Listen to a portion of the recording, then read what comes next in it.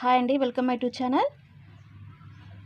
Indian హిస్టరీలోని భాగంగా సింధు నాగరికత గురించి నిన్న క్లాస్ అయితే స్టార్ట్ చేశాను. సింధు నాగరికత అనే పేరు ఎందుకు వచ్చింది, సింధు నాగరికతకు గల వివిధ పేర్లేంటి, అదేవిధంగా ప్రపంచంలో ఉన్న నాగరికతల గురించి తెలుసుకున్నాం. అదేవిధంగా సింధు ప్రజల యొక్క జీవన విధానం అయినటువంటి సింధు ప్రజలు వ్యవసాయం మీద ఆధారపడి జీవించేవారనే విషయం గురించి, సింధు ప్రజల యొక్క వ్యవసాయ పరికరాల గురించి నిన్నటి క్లాస్లో తెలుసుకున్నాం. ఈరోజు వచ్చేసి ఆచార వ్యవహారాలు, సాంప్రదాయాల గురించి తెలుసుకుందాం. ఆరాధ్య పురుష దైవం పశుపతి మహాదేవుడు. సింధు ప్రజల యొక్క ఆరాధ్య పురుష దైవం పశుపతి మహాదేవుడు. పశుపతి మహాదేవుణ్ణి ఆదిదేవుడు, శివుడు అంటారు. వీరు లింగ రూపంలో కూడా పూజించేవారు. పశుపతి మహాదేవుడు అని నామకరణం చేసిన వ్యక్తి సర్ జాన్ మార్షల్. సింధు నాగరికత అని కూడా నామకరణం చేసిన వ్యక్తి సర్ జాన్ మార్షల్. నెక్స్ట్ వచ్చేసి సింధు నాగరికత మీద తవ్వకాలు చేపట్టి సింధు నాగరికత వెలుగులోకి తీసుకొచ్చిన వ్యక్తి సర్ జాన్ మార్షల్. పశుపతి మహాదేవుడు బొమ్మ కలిగిన చతురస్రాకార ముద్రిక మొహంజదార్లో లభించింది. ఏం లభించింది? పశుపతి మహాదేవుని యొక్క బొమ్మ కలిగిన చతురస్రాకార ముద్రిక అనేది మొహంజదార్లో లభించింది. ఆ ముద్రికలో పశుపతి మహాదేవుడు ధ్యాన భంగిమలో కూర్చున్నాడు. అదేవిధంగా నెక్స్ట్ వచ్చేసి పశుపతి మహాదేవుని రూపాన్ని స్టియోటైట్ రాతిపైన ముద్రించారు. ఏ రాతిపైన ముద్రించారంటే పశుపతి మహాదేవుణ్ణి స్టియోటైట్ రాతిపైన ముద్రించారు. పశుపతి మహాదేవుడు అర్ధనీలిత నేత్రాలతో 3 తలలు 2 కొమ్ములను కలిగి ఒకే వేదికపై ధ్యాననిష్ఠలో కూర్చొని ఉన్నాడు. పశుపతి మహాదేవుడు అర్ధనీలిత నేత్రాలతో 3 తలలు 2 కొమ్ములు కలిగి ఒకే వేదికపై ధ్యాననిష్టలో కూర్చున్నాడు, అంటే పద్మాసనంలో కూర్చున్నాడు. తన చుట్టూ 4 జంతువులు ఉన్నాయి. కుడి పక్కన వచ్చేసి నేనైతే ఇక్కడ అట్లా షార్ట్గా బొమ్మ గీసుకున్నాను. కుడి పక్కన ఏనుగు, పులి. ఎడమ పక్కన వచ్చేసి ఖడ్గమృగం, దున్న, మహిషమన్న, దున్న అన్న ఒకటే. పాదాల కింద 2 జింకలు ఉన్నాయి. నేను ఇట్లా షార్ట్గా రాసుకున్నాను.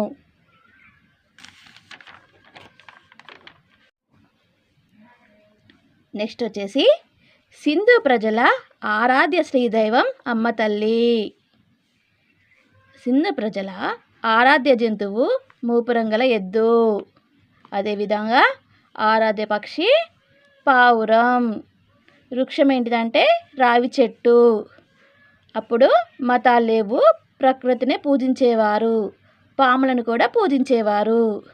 వాళ్ళ లిపి బొమ్మలిపి, చిత్రలిపి, సర్పలిపి. ఎడమ నుండి కుడికి, కుడి నుండి ఎడమకు రాసేవారు. దీని ఆధారంగా వీళ్ళ లిపి బోస్టోపెడాన్ లిపి లేదా సర్పలిపి లేదా బొమ్మలిపి అనేవారు. ఎడమ నుండి కుడికి, కుడి నుండి ఎడమకు రాయడం వల్ల దీని ఆధారంగా దీనినే బోస్టోపెడాన్ లిపి లేదా సర్పలిపి లేదా బొమ్మలిపి అని అంటున్నారు. సింధు ప్రజల యొక్క లిపి సింధు నాగరికత బొమ్మలతో కూడుకుంది కావున సింధు లిపిని చిత్రలిపి లేదా బొమ్మలిపి అంటారు. దీనికి మరొక పేరు జియాలిక్. అదేవిధంగా సింధు ప్రజల లిపిని మొదటిసారి అధ్యయనం చేసినది ఫాదర్ హెన్రీ హెరాస్. సింధు ప్రజల యొక్క లిపిని మొదటిసారిగా అధ్యయనం చేసిన వ్యక్తి ఎవరంటే ఫాదర్ హెన్రీ హెరాస్. నెక్స్ట్ వచ్చేసి నటర్వాజ్. నెక్స్ట్ వచ్చేసి రాజారాం. ఓకేనా ఫ్రెండ్స్? లిపి పైన అధ్యయనం పూర్తి చేసినది మాత్రం ఎస్ఆర్ రావు. ఈ లిపి పైన, బొమ్మ లిపి పైన కానీ సర్పలిపి పైన, వీళ్ళ యొక్క లిపిల పైన, సింధు ప్రజల యొక్క లిపిల పైన పూర్తి అధ్యయనం చేసిన వ్యక్తి ఎస్ఆర్ రావు. లిపిపై వ్యాఖ్యానాలు. లిపిపై ఎవరెవరు ఏమన్నారో ఒకసారి చూద్దాం. ఎస్ఆర్ రావు గారు సంస్కృతికి మొదటి రూపం సింధు లిపి అన్నాడు. నెక్స్ట్ వచ్చేసి ఐరావతం మహాదేవన్ ఏమన్నాడంటే ద్రావిడ భాషలకు మొదటి రూపం సింధు లిపి అన్నాడు. నెక్స్ట్ వచ్చేసి లాంగ్టన్ రాజారాం గారు ఏమన్నారంటే సింధు లిపి నుండి బ్రహ్మలిపి అనేది ఆవిర్భవించింది. లాంగ్టన్ రాజారాం సార్ ఏమన్నాడంటే సింధు లిపి నుండి బ్రహ్మలిపి అనేది ఆవిర్భవించింది అన్నాడు. ఓకేనా ఫ్రెండ్స్, ఇప్పుడు మనం నెక్స్ట్ వచ్చేసి సింధు నాగరికత కనుగొనడం. ఓకేనా ఫ్రెండ్స్, పురావస్తు ఆధారాల ప్రకారంగా సింధు నాగరికతను కనుగొనడం. ఫస్ట్ ఇచ్చిన వ్యక్తి చార్లెస్ మ్యాసన్. క్రీస్తు శకం 1826 సంవత్సరంలో హరప్ప మట్టి దిబ్బలలో నాగరికత అవశేషాలు అనేవి మొట్టమొదటిగా కనుగొనబడ్డాయి. చార్లెస్ మ్యాసన్ ప్రకారం క్రీస్తు శకం 1826 సంవత్సరంలో హరప్ప మట్టి దిబ్బలలో నాగరికత యొక్క అవశేషాలు అనేవి ఫస్ట్ ఆఫ్ ఆల్ కనుగొనబడ్డాయట అక్కడ. అలెగ్జాండర్ కన్నింగ్హామ్ ప్రకారం 1861, 65, 1870 అండ్ 1885లో ఏం జరిగిందంటే ఇతను 2 సార్లు భారతదేశం యొక్క పురావస్తు జనరల్ డైరెక్టర్గా నియమించబడ్డాడు. 1861లో కన్నింగ్హామ్ భారతదేశంలో పరిశోధనల కోసం ఒక మెమరాండంను లార్డ్ కన్నింగ్కు సమర్పించాడు. దాని ఫలితంగానే భారత పురావస్తు సర్వశాఖ ఏర్పడింది. అలెగ్జాండర్ కన్నింగ్హామ్ అనే సైంటిస్ట్ ద్వారా పురావస్తు శాఖ అనేది ఏర్పడింది ఇండియాలో. దీనికి అప్పుడు ఎవరున్నారంటే లార్డ్ కన్నింగ్ ఉన్నాడు. ఎప్పుడు ఏర్పడ్డదంటే 1861లో లార్డ్ కన్నింగ్ భారతదేశంలో ఒక పురావస్తు శాఖ ఉండాలని అన్నాడు. ఆర్కాలజీ సర్వే ఆఫ్ ఇండియా ఏఎస్ఐగా అలెగ్జాండర్ కన్నింగ్హామ్ను లార్డ్ మోయ్ నియమించాడు. ఎవరు నియమించారంటే లార్డ్ మోయ్ అనేటైనే ఏఎస్ఐ డిపార్ట్మెంట్ కంటే ఆర్కాలజికల్ సర్వే ఆఫ్ ఇండియాకి అలెగ్జాండర్ కన్నింగ్హామ్ను లార్డ్ మోయ్ నియమించాడు. దీనికి డైరెక్టర్ ఆఫ్ జనరల్గా కూడా ఇతనే నియమించారు. ఫస్ట్ ఆఫ్ ఆల్ మొట్టమొదటి వ్యక్తి ఏఎస్ఐ డైరెక్టర్ జనరల్కు అలెగ్జాండర్ కన్నింగ్హామ్ నియమింపబడ్డాడు. భారత పురావస్తు శాఖ పితామహుడు అలెగ్జాండర్ కన్నింగ్హామ్. నెక్స్ట్ వచ్చేసి 1865లో సింధు నాగరికతపై తవ్వకాలు చేపట్టాడు. ఫస్ట్ ఆఫ్ ఆల్ సింధు నాగరికతపై తవ్వకాలు చేపట్టిన వ్యక్తి ఇతనే అలెగ్జాండర్ కన్నింగ్హామ్. ఓకేనా ఫ్రెండ్స్, అలెగ్జాండర్ కన్నింగ్హామ్ 1861, 65 అండ్ 1870, 85 మధ్యలో ఈయన ఏఎస్ఐ డైరెక్టర్ జనరల్గా నియమింపబడ్డాడు. ఏఎస్ఐ అంటే ఆర్కాలజికల్ సర్వే ఆఫ్ ఇండియాకి డైరెక్టర్ జనరల్గా నియమింపబడ్డాడు. ఇతనే మొట్టమొదటి డైరెక్టర్ జనరల్. ఇతనే భారత పురావస్తు శాఖ పితామహుడు. ఓకేనా ఫ్రెండ్స్, ఇతనే సింధు నాగరికతపై తవ్వకాలు చేపట్టిన వ్యక్తి కూడా ఇతనే. 1865లో మొట్టమొదటిసారిగా తవ్వకాలు చేపట్టినాడు.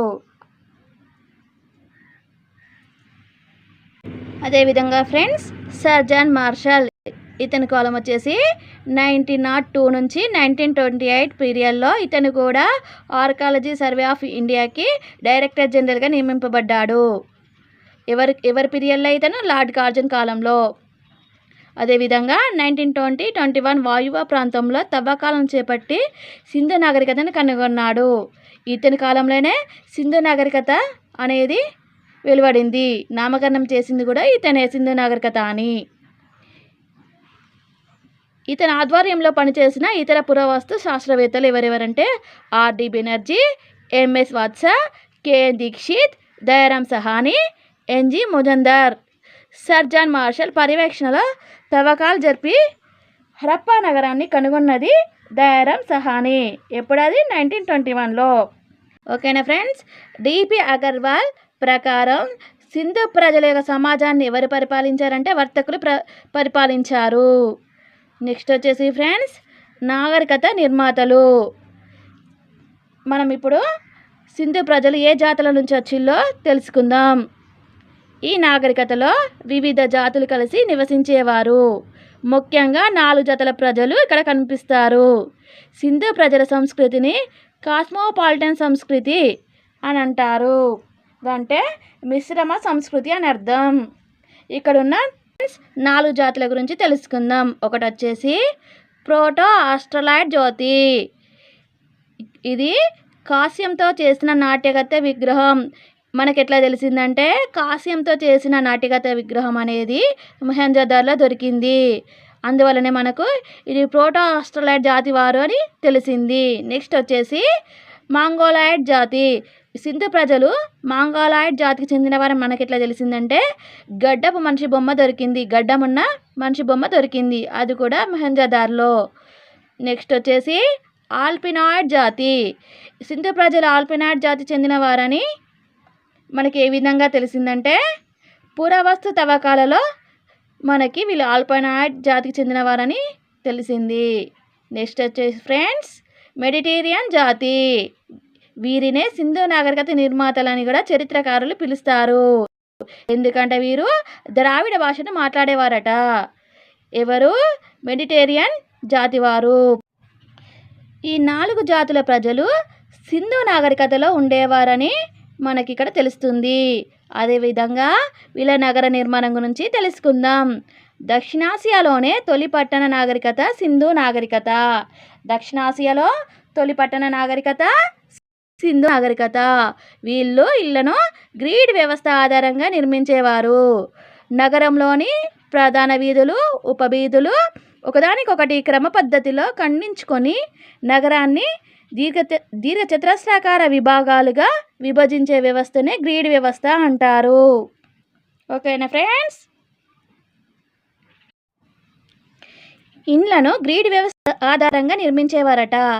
సింధు ప్రజలు ఇక్కడ గ్రిడ్ వ్యవస్థ ఆధారంగా ఇండ్లను నిర్మించేవారు.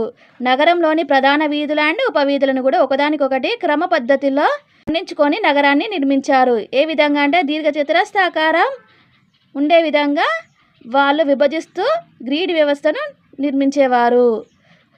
గ్రిడ్ వ్యవస్థ ఆధారంగా నిర్మించబడిన ప్రస్తుతం ఉన్న నగరం చండీగఢ్. ఏం ప్లేస్ అది? చండీగఢ్. ఇప్పుడు మనకు ప్రజెంట్లో ఉన్న నగరం ఏంటిదంటే చండీగఢ్. చండీగఢ్లో చూడొచ్చు అన్నట్టు గ్రిడ్ వ్యవస్థ ఆధారంగా నిర్మించబడిన నగరం అన్నట్టు అది. అంటే దీర్ఘచతురస్రాకారంలో. గ్రిడ్ వ్యవస్థ కనబడని ఏకైక నగరం ఏంటిదంటే బన్వాలి. అప్పుడు సింధు నాగరికతలో ఒక బన్వాలీలో తప్ప అంతటా కూడా గ్రిడ్ వ్యవస్థ అనేది కనబడింది. ఓకేనా ఫ్రెండ్స్?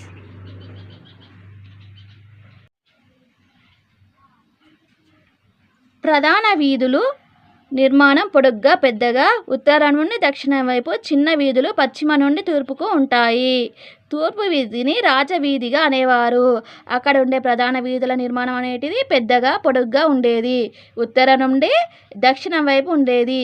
అదేవిధంగా చిన్న వీధులు పశ్చిమం నుండి తూర్పుకు ఉండేటి. తూర్పున్న వీధులను రాజవీధిగా అనేవారు. అదేవిధంగా ఓకేనా ఫ్రెండ్స్? అన్ని వీధులలో దీపస్తంభాలు ఉండేవి. సింధు ప్రజలు తమ నిర్మాణంలో ఉపయోగించిన ఇటుకలు బట్టిలో కాల్చిన ఇటుకలను ఉపయోగించేవారు. అవి కూడా ఏక పరిమాణంలో ఉన్న ఇటుకలను మాత్రమే ఉపయోగించారు. వీరు ఇటుకల పేర్చివేతను మొదటిసారిగా ప్రవేశపెట్టారు. ఇటుకలను పేర్చివేత విధానాన్ని సింధు ప్రజలు మొదటిసారిగా ప్రవేశపెట్టారు. దీనినే ఇంగ్లీష్ బాండింగ్ అంటారు. ఏమంటారు? ఇంగ్లీష్ బాండింగ్ అంటారు ఫ్రెండ్స్. అదేవిధంగా ఎత్తైన ప్రదేశంలో ఎవరు ఉండేవారంటే పాలకులు, పురోహితులు, వర్తకులు ఉండేవారు. దీన్ని ఎగువ నగరం అని అంటారు. ఎగువ నగరంలో పాలకులు, పురోహితులు, వర్తకులు ఉండేవారు. వీరు ఎత్తైన ప్రదేశంలో కట్టుకునేవారు. పల్ల ప్రాంతాలలో దిగువ భాగం ఉండేవారు సామాన్య ప్రజలు మాత్రమే దిగువ ప్రాంతంలో నివసించేవారు. నెక్స్ట్ వచ్చేసి ఫ్రెండ్స్ ధోలవీర పట్టణం. ఒక ధోలవీరలో మాత్రమే ఎగువ నగరం, దిగువ నగరం, మధ్య నగరం ఉండేవి. ఇక్కడ రాతి ఇటుకలు అనేటివి ఉండేవి. ఓకేనా ఫ్రెండ్స్? నగరాలలో నిర్మాణాలు 2 విధాలుగా జరిగేవి.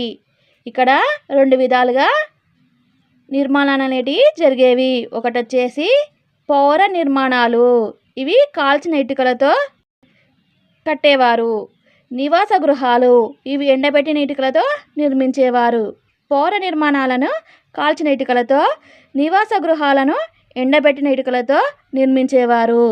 పౌర నిర్మాణాలు పడమర దిక్కున ఎత్తైన ప్రదేశాలలో నిర్మించేవారు.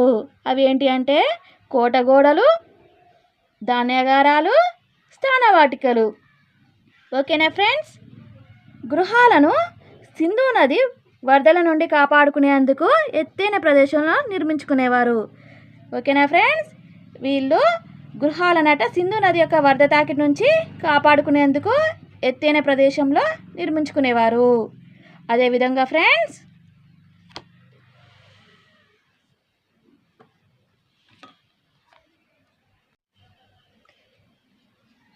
ఈ గృహాలు ప్రధాన వీధుల్లో కాకుండా ఉపవీధులకు అభిముఖంగా నిర్మించేవారు. ఓకేనా ఫ్రెండ్స్? గృహాలట ప్రధాన వీధులలో కాకుండా ఉపవీధులలో అభిముఖంగా నిర్మించేవారు. ప్రధాన వీధికి కాకుండా ఉపవీధికి అభిముఖంగా నిర్మించుకునేవారట. ప్రతి గృహంలో బావిను స్నానపు గది అనేది ఉండేది. దుమ్ము ధూళి నుండి రక్షించుకోవడానికి ఈ ఇండ్లకు కిటికీలు ప్రవేశ మార్గం వెనుక వైపు నిర్మించేవారు. ప్రవేశ మార్గానికి వెనుక వైపున కిటికీలు అనేటివి నిర్మించుకునేవారు. ఎందుకంటే దుమ్ము ధూళి నుండి రక్షించుకోవడానికి. ఓకేనా ఫ్రెండ్స్? నెక్స్ట్ వచ్చేసి లోతాల్లో మాత్రమే తలుపులు కిటికీలకు వెనుక వైపున ఉండేవి. లోతాల ప్రాంతంలో మాత్రమే తలుపులు కిటికీలు అనేటివి వెనుక వైపున ఉండేదట. ఓకేనా ఫ్రెండ్స్? ఆర్ఎస్ శర్మ ప్రకారం సింధు ప్రజల ఆరోగ్యానికి, పారిశుద్ధ్యానికి అత్యంత ప్రాధాన్యతను ఇచ్చేవారట. ఆర్ఎస్ శర్మ గారు ఏమన్నారంటే సింధు ప్రజలు వారి యొక్క ఆరోగ్యానికి, పారిశుద్ధ్యానికి ఎక్కువ ప్రాధాన్యతను ఇచ్చేవారట. ప్రతి ఇంటి బయట ఒక చెత్త కుండీ అనేది ఉండేదట. చెత్త కుండీ అనేది ప్రతి ఒక్క ఇంటి బయట ఉండేదట. ఇంటిలో నుంచి చెత్త వేయడానికి ఇంటికి ఒక గోడ కూడా రంధ్రం అనేది ఉండేదట. ఇంటిలో నుండి చెత్త అనేది బయటికి వేయడానికి ఇంటి గోడకు కూడా ఒక రంధ్రం అనేది ఉండేదట. పడక గదులను ప్రధాన వీధులకు దూరంగా నిర్మించుకునేవారట. పడక గదులను ప్రధాన వీధులకు దూరంగా నిర్మించుకునేవారట. ఓకేనా ఫ్రెండ్స్? చూశారు కదా, ఇవన్నీ కాల్చిన ఇటుకలు అన్నట్టు. దీన్నే ఇంగ్లీష్ బాండింగ్ అంటారు. కాల్చిన ఇటుకలతో ఈ విధంగా పేర్చేవారట.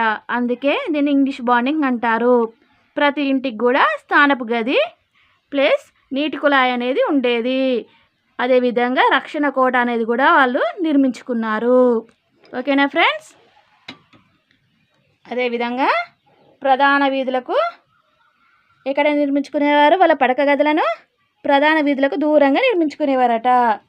ఓకేనా ఫ్రెండ్స్? ప్రధాన గదులకు దూరంగా వాళ్ళ పడక గదిని నిర్మించుకునేవారు. ఓకేనా ఫ్రెండ్స్?